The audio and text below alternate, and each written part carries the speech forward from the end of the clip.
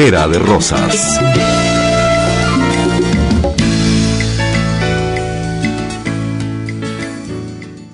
Buen día, Trinchera de Rosas. Llega a ustedes gracias al blog trincheraderosas.blogspot.com. Pueden seguirnos a través del Twitter Trinchera de Rosas y a través de YouTube en el canal Trinchera de Rosas. O sea que no hay forma de perderse.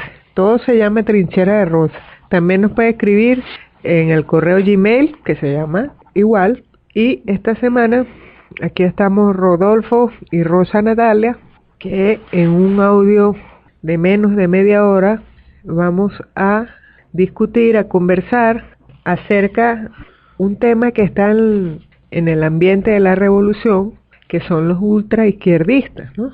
Hay muchas personas que nos escriben para catalogarnos un poco en tono de crítica de que nuestras ideas corresponden a lo que en la historia se ha llamado los ultraizquierdistas.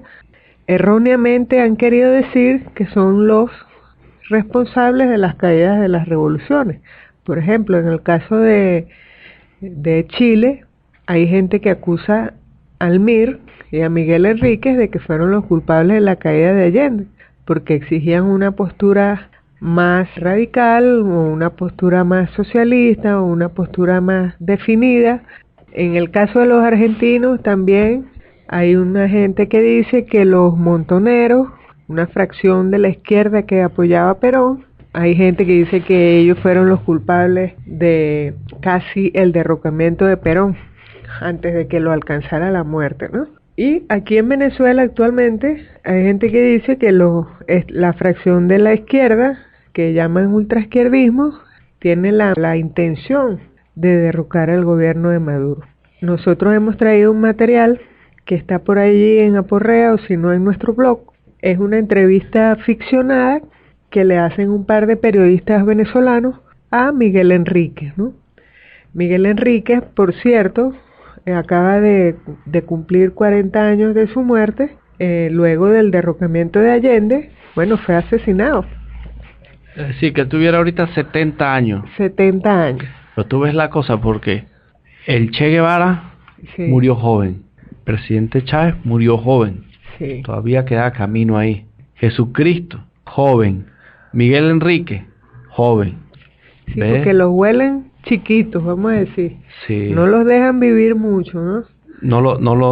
Bueno, Fidel, que se ha salvado de soportar tanto atentados y todo eso, y ha llevado una vida bastante longeva, bastante longeva y bastante al servicio de la revolución y de todo lo y además el pueblo también lo ha protegido. Él sale a la calle y sale en su carro y sale seguro. Cuerpo, está seguro en la sociedad. Y bueno, tiene un cuerpo de seguridad que lo ha protegido durante muchos años. Uno de los libros que estudiamos son 3 tomos. Son unos libros que editó la LOM, LOM, y la CEM, que es el Centro de Estudios de Miguel Enríquez, en el año 2004. Es una compilación de todos sus discursos, de todos sus proyectos de partido, de todo su análisis de la situación nacional que en ese momento se vivía en Chile durante el gobierno de Allende. Y ellos explican que fue difícil recopilar todo ese material porque prácticamente estaba desaparecido, pero que comenzaron a aparecer videos en YouTube de gente que los subía y ellos se dieron a la tarea también de transcribir todos esos discursos, y son 3 tomos que recopilan el pensamiento de Miguel Enríquez. Es un estudioso del marxismo, del leninismo y además un activista sumamente importante durante la revolución de Allende. Lo hemos traído a nuestro contexto en Venezuela en el 2014, bueno, porque pensamos que su pensamiento está vigente, que fue catalogado igual que nosotros de ultraizquierdistas, y él decía, no somos ultraizquierdistas, somos izquierdistas revolucionarios. Oye, esas cuestiones sí ha llevado a desvíos, catalogar las cuestiones que deberían ser francas en su descripción, ¿no? Por ejemplo, el capitalismo con rostro humano. Sí, capitalismo es capitalismo donde tú lo pongas. Es como una deformación de los términos, ¿no? Sí. Miguel Enrique era el secretario general de un partido que se llamaba Movimiento de Izquierda Revolucionaria de Chile, MIR por sus siglas. Miguel Enrique, después del golpe de Pinochet, sobrevivió un año en la clandestinidad, hasta que, bueno, lo alcanzaron en su casa y lo mataron a él y a una serie de militantes que vivían con ellos allí. Bueno, pero es que Pinochet fue... Sí, fue sangriento. Realmente sangriento, ¿viste? Sí. Dale. Sí, que entonces que todavía hay rastros visibles de esa crueldad, muy marcado. Sí. Les aplicaron terapia de shock. Y fáciles de conseguir. Tú pones en internet y ves todas esas cosas. Esa crueldad barrió a los reformistas del gobierno de Allende, a los izquierdistas, a los ultraizquierdistas y a algunos dirigentes de derecha también. Bueno, habían partidos similares como Primero Justicia, allá, y también los que eran muy alzados y que no estaban de acuerdo, también los mataron. O sea, fue una cosa realmente cruel. Bueno, mira la cuestión, hasta barrieron la esperanza de que volviera a surgir. No, más nunca. Lo que pasó en el Teatro Nacional, cuando cortaron las manos a Víctor Jara, que también murió joven, por cierto. Sí, no, eso fue terapia de shock. Terapia de shock. Eso dejó a gente marcada hasta ahorita. Sí, a la sociedad completa. Esos quedaron, vamos a decir, aplastados. Es muy difícil que surja nuevamente un proceso revolucionario en Chile, porque la gente quedó marcada, la juventud, bueno, los adultos, los ancianos, la gente tiene mucho miedo, pues, que vuelva a ocurrir un periodo de represión de esa magnitud. Sí. Hay una persona que nos escribió al correo, un profesor argentino, historiador, y nos decía, hacía una crítica a nuestros ensayos. Decía algo así como que, bueno, ustedes hacen el triste papel de los ultraizquierdistas de Chile, de Argentina, lo están haciendo allá en Venezuela.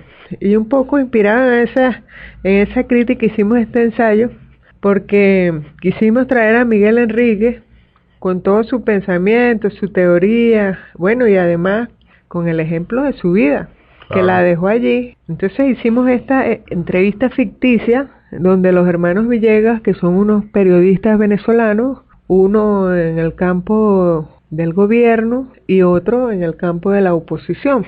Ambos están bastante activos y bueno, quisimos traerlos a ambos porque creemos que ambos colindan en algunos pensamientos, en el pensamiento de que la ultraizquierda hace mucho daño, ¿no? Y seguimos utilizando el término que no nos gusta, es izquierda solamente, pero lo seguimos utilizando porque hay gente que lo reconoce como un término y nos reconoce como un grupo, lo utilizamos, bueno, entonces a mucha honra, pues, aunque sea un término un poco peyorativo, ¿no? Entonces, la primera pregunta que hacen en esta entrevista es, le dicen a Miguel Enrique que ¿por qué el MIR adversó al gobierno de Allende? Porque si el gobierno de Allende había ampliado las libertades democráticas, la iniciativa de movilización de masas, a las organizaciones, que le preguntan, ¿qué quería usted que hiciera Allende? Entonces él empieza a responder, este texto que está allí es casi textual del libro que les mencionamos al principio. Digamos, es ficcionado en el sentido de que lo ponemos como que está respondiendo a los hermanos Villegas, pero es textual de lo que está en los libros que les mencionamos. ¿Qué contesta Miguel Enrique? Vamos a leerlo allí. Dice, aquí está la primera pregunta. ¿Qué quería el MIR? Dice, le hacemos esta pregunta porque aquí en Venezuela hay un grupo similar de ultraizquierdistas, entre comillas, que pensamos hace mucho daño al gobierno del presidente Maduro en esta fase. Todo eso que usted refiere a los avances que hizo Allende son absolutamente indudables. Y no era cuestión de que la ultraizquierda no valorara al gobierno. Lo valoró, incluso más de lo que lo valoró el reformismo. La ultraizquierda, que llaman y que nosotros llamamos izquierda revolucionaria, se proponía colocar al gobierno como un instrumento al servicio de la movilización del pueblo, como instrumento al servicio del fortalecimiento de las posiciones de la clase obrera que permitiera golpear al enemigo y acumular fuerzas. ¿En dónde debimos acumular fuerzas? repartiendo ministerios a cuotas de poder, en alianzas con la democracia cristiana, o lo que aquí en Venezuela llaman Adey-Copey, en gabinetes militares, donde se acumulan fuerzas, en el movimiento de masas, canalizando la movilización del pueblo, no frenándolo, no conteniéndolo, no paralizándolo, no desconcertándolo, no reprimiendo ideológicamente las formas de lucha. Este era el objetivo que nosotros entendíamos. Entonces él continúa aquí y dice que no se trataba de que si valoraban o no al gobierno, sino que creían que el gobierno de Allende debía ser un instrumento al servicio del pueblo y no un fin en sí mismo. Porque también hay un pensamiento dentro del gobierno que lo más importante es mantenerse en el poder. El gobierno en sí mismo no es un fin. Claro. Hasta donde nosotros teníamos entendido, el fin era el socialismo. Y el gobierno un instrumento. Y el gobierno un instrumento. Entonces fíjense eso que dice aquí Miguel Enrique, como repetimos, esto es casi textual de lo que está en sus libros, que la ultraizquierda valoraba incluso más al gobierno que lo que valoraban el reformismo. Es decir, pensaba que el gobierno podía ser mucho más de lo que era. Entonces la crítica más bien era el clamor de ese grupo, del MIR, de decir, no, es que ustedes pueden ser aún mucho más. El gobierno de Allende puede ser mucho más. Sí, amplió las libertades, expropió algunas empresas, pero podía ser mucho más.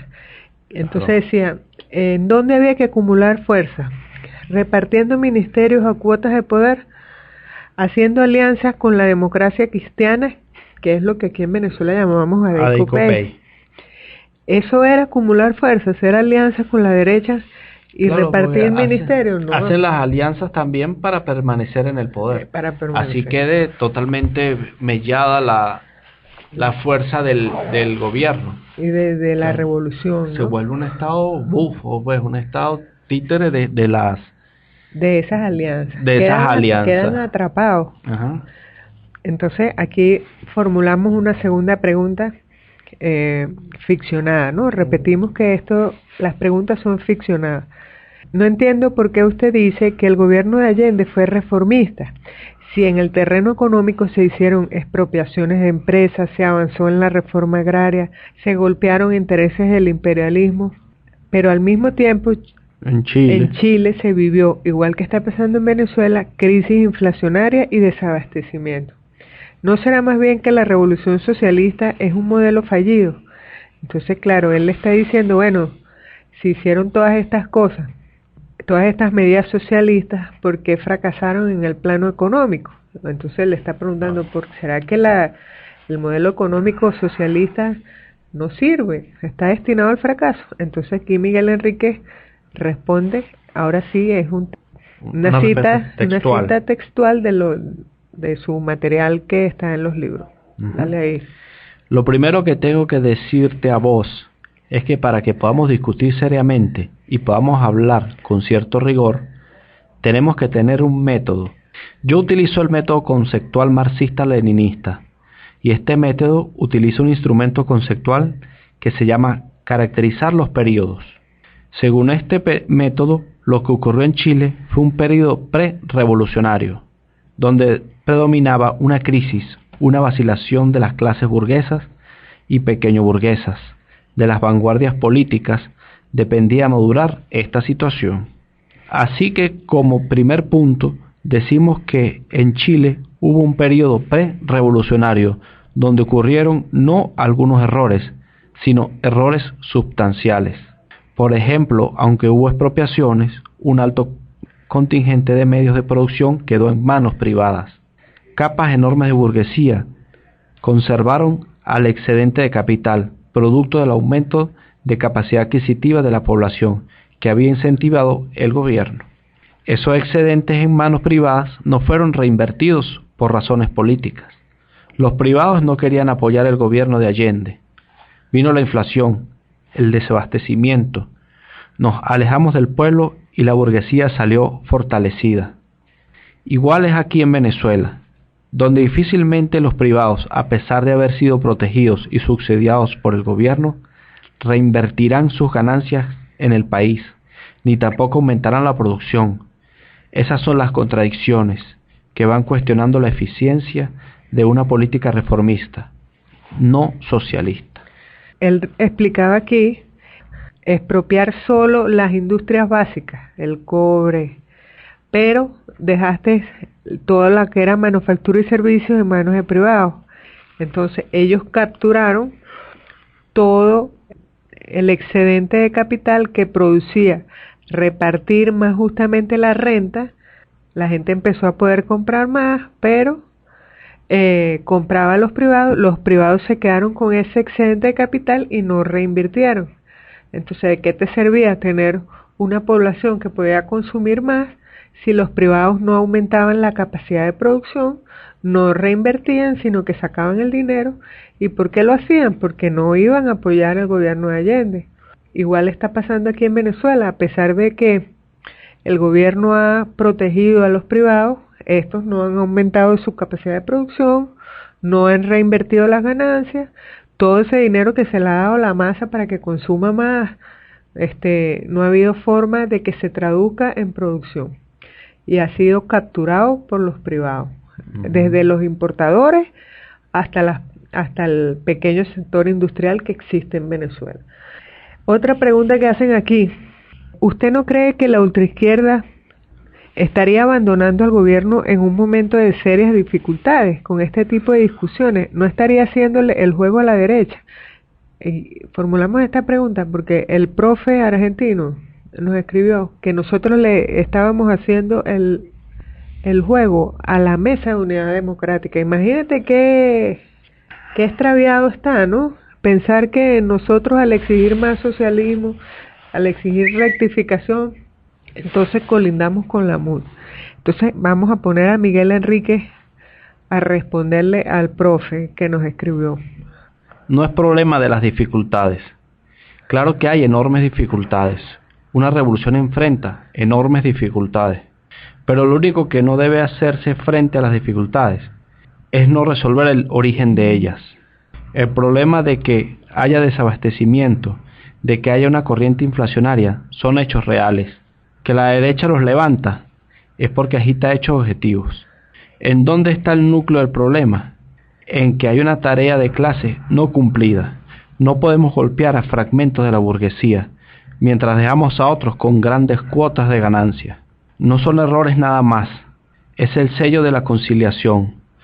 Es el sello de quien no acumula fuerzas donde debe y quiere encontrarlas en los pasillos del Congreso o la Asamblea Nacional, o en un forcejeo de muñecas, o en una maniobra política como quitarle la nacionalidad a María Conchita. Evidentemente, allí se desarman las revoluciones. Entonces, él explicaba aquí que no era un problema de que la izquierda no quisiera apoyar los gobiernos en momentos de dificultades, sino que ante las dificultades había que resolver el origen que estaba ocasionando esos problemas, como el desabastecimiento, la inflación.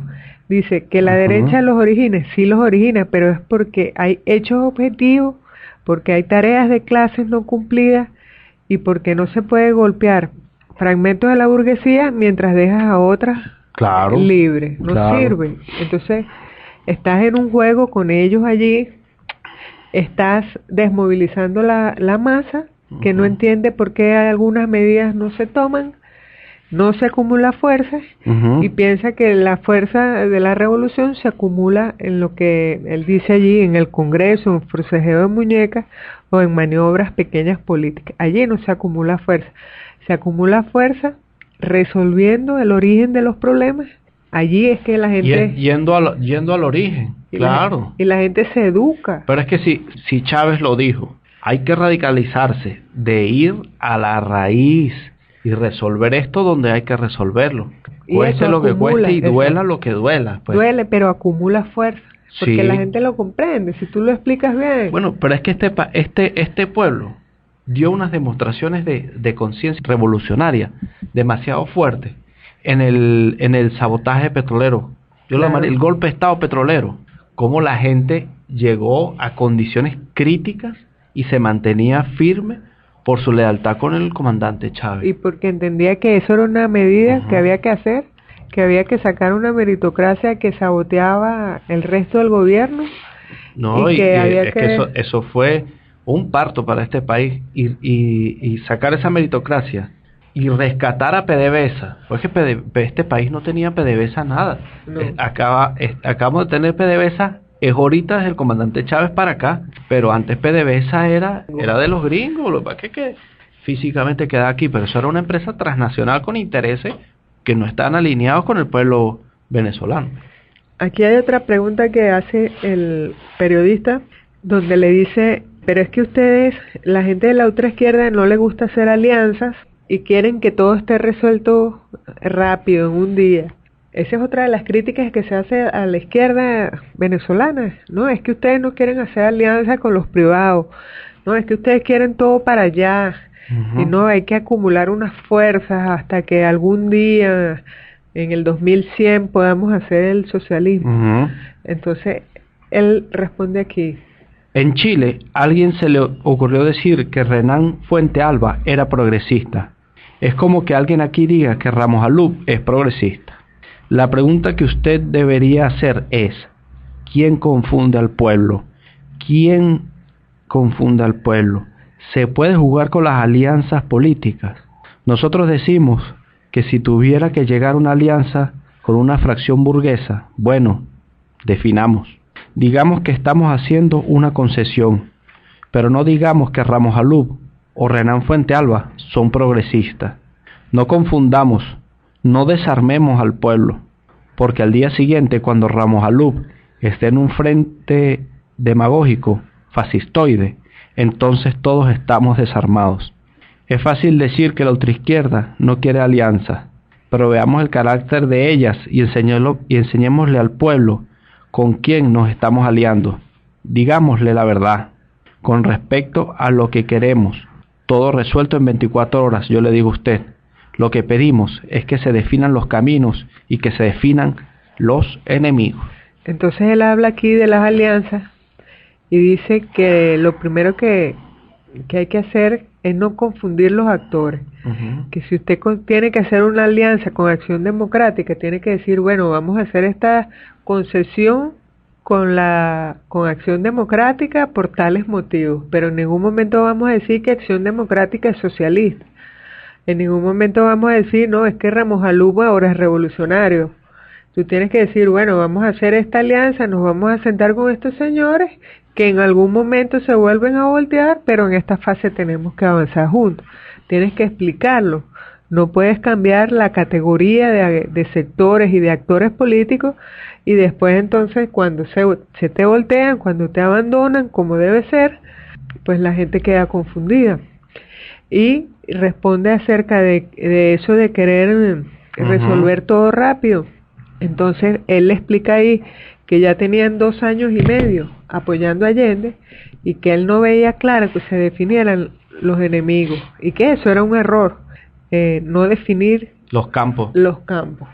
Igual que está pasando aquí en Venezuela. Aquí hay una última pregunta que le hacemos a Miguel Enrique, que dice, ¿no le parecen exageradas y desleales algunas declaraciones de algunos exministros de Chávez cuando dicen que el gobierno venezolano tiene rasgos estalinistas? Eso tiene que ver con la crítica que han hecho exministros de Chávez como Giordani, Navarro, Osorio. Entonces hay gente que dice, no, es que ellos son ortodoxos, son trasnochados. Y bueno, estos ministros se han quejado diciendo que hay rasgos estalinistas en el gobierno. Esa misma crítica se le hizo al MIR. Entonces ponemos aquí a Miguel Enríquez a responder si es una exageración, si es deslealtad, eso que están haciendo la izquierda en Venezuela. La teoría de que en función de la unidad no debe haber debate ideológico solo trae aberraciones y derrotas al interior de la izquierda. El enemigo juega y se ríe y se mofa en sus periódicos, pero esas pequeñas victorias del enemigo no son por la crítica, son por las posiciones sectarias de quienes dominan algunas posiciones dentro de la izquierda. Respetando el proceso bolivariano, hemos sabido cómo la represión ideológica ha arrinconado a algunos intelectuales y organizaciones en Venezuela, excluyéndolos de los medios de difusión o borrándolos de las listas de candidaturas. Esos son rasgos de estalinismo, y así también lo entendimos en nuestro momento en Chile. Entonces, ¿qué ocurría en Chile? Que se intentaba también ocultar las discusiones ideológicas dentro de la izquierda. Si había algún candidato del MIR por allá en un pueblo, pues lo sacaban de la lista. Sufrieron lo mismo, pues. Claro. Entonces, lo ponemos aquí a responder esta pregunta y dice, bueno, critica esa teoría de que en función de la unidad no debe haber debate. Él dice que no, que eso lo que crea es aberraciones y derrotas en el interior de la izquierda, que hay que discutir. ¿Que hay mecanismos? Sí, pero hay que discutir. Claro. No puede nada más patear la mesa y bueno, no digan nada, y si van a hablar le quitas el programa, le cierras la columna, y bueno, eso lo que trae es derrota, porque la derecha sabe de eso y se burlan de nosotros. Y cerramos el ensayo pidiéndole un consejo a Miguel Enríquez para la Revolución Bolivariana. Con este consejo nos vamos a despedir hasta la próxima semana. Vamos a escuchar a Miguel Enríquez dándole un consejo a la Revolución Bolivariana, y escríbanos a trincheraderosas@gmail.com y escúchenos por YouTube, canal Trinchera de Rosas. Pienso que el problema es superar la conducción reformista a través de una salida revolucionaria. Uno de los problemas que tiene el reformismo es equivocar con mucha facilidad el enemigo principal, como no tiene una política de clases categóricas y nítidamente opuestas. En vez de verlo en la burguesía, comienza a verlo en la ultraizquierda. De no definir una política de clases antagónicas, el gobierno terminará sometiéndose a las reglas del juego tradicional, a las fiestas electoreras, donde se postulan los representantes de sectores populistas, fascistoides y demagogos. ¿Que hay que ir a elecciones? Completamente de acuerdo, pero cada voto debe medir también la fuerza en el programa socialista y de la movilización.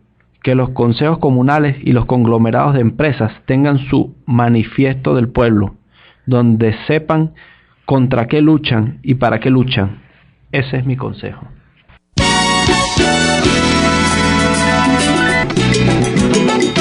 Trinchera de Rosas.